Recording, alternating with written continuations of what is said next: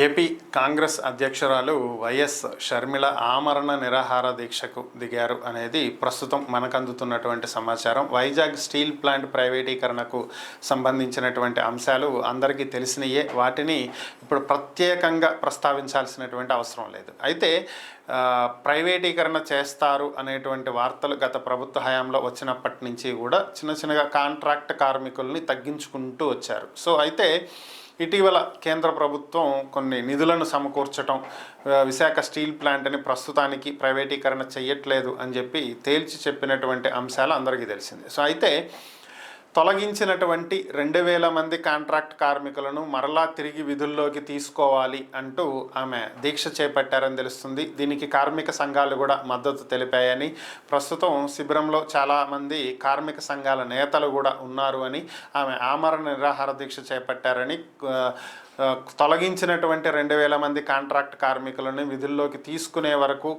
తాను దీక్ష చేపడతాను అని చెప్పి ఆమె ప్రకటించినట్లుగా కూడా సమాచారం.